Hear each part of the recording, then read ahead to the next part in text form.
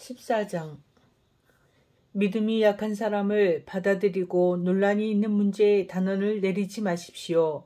자기가 가지고 있는 믿음에 따라 모든 음식을 먹는 사람이 있지만 믿음이 약하여 채소만 먹는 사람도 있습니다.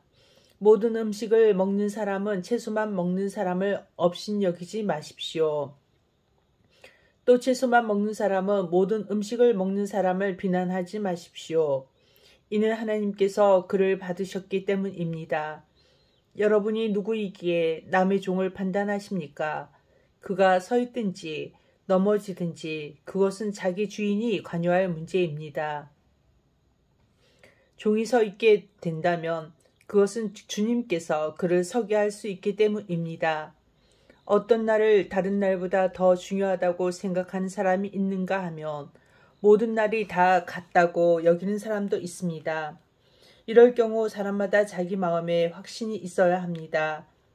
어떤 날을 더 중요하게 여기는 사람도 주님을 위해 그런 생각을 하는 것이고 어떤 음식이나 다 먹는 사람도 주님을 위해 먹는 것입니다. 그는 음식을 먹을 때 하나님께 감사한 마음으로 갔습니다. 음식을 가려 먹는 사람도 주님을 위해 그리하며 그 사람도 하나님께 감사한 마음을 가집니다. 우리 중에 자기 자신만을 위해 사는 사람은 한 명도 없으며 자기 자신만을 위해 죽는 사람도 없습니다. 우리가 산다면 그것은 주님을 위해 사는 것이고 죽는다면 주님을 위해 죽는 것입니다. 그러므로 살든지 죽든지 우리는 주님의 것입니다. 그리스도께서는 죽은 사람만 아니라 살아있는 사람의 주님이 되기 위해서 죽으셨다가 다시 살아나셨습니다.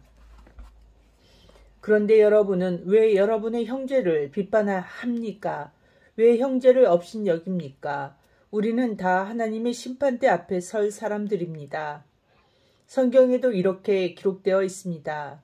주님께서 말씀하시기를 내가 살아 있나니 모든 무릎이 내 앞에 꿇을 것이요 모든 혀가 하나님께 자백할 것이다.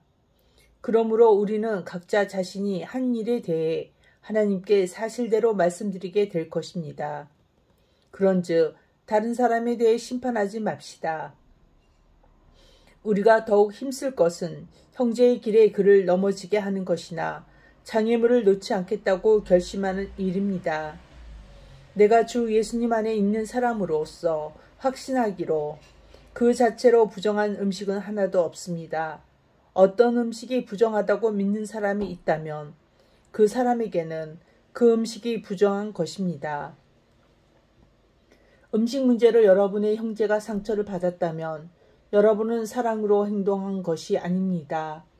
그리스도께서 대신해서 죽으신 그 형제를 음식 문제로 망하게 하지 마십시오.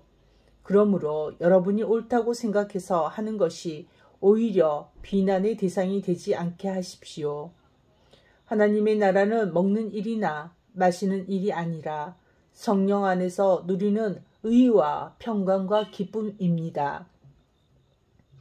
이런 마음으로 그리스도를 섬기는 사람은 하나님을 기쁘시게 하고 사람들에게도 인정을 받습니다. 그러므로 우리 모두 화평함을 이루는 일과 서로 덕을 세우는 일에 힘씁시다. 음식 문제로 하나님의 일을 무너뜨리지 않도록 합시다. 음식은 다 깨끗한 것이지만 어떤 음식은 먹은 것이 다른 사람을 넘어지게 한다면 그것을 먹는 것은 그 사람에게 좋지 못할 것입니다. 고기를 먹는다거나 술을 마신다거나 그 밖에 여러분의 형제를 넘어지게 하는 일은 하지 않는 것이 좋습니다. 여러분에게 어떤 신념이 있다면 그것은 여러분과 하나님 사이의 일로만 간직해 두십시오. 스스로 옳다고 믿는 일을 할 때 자신을 정죄하지 않는 사람은 복 있는 사람입니다. 그러나 의심을 하면서 먹는 사람은 정죄를 받는 것입니다. 그것은 믿음에서 나온 것이 아니기 때문입니다. 믿음에서 나오지 않는 것은 다 죄입니다. 아멘.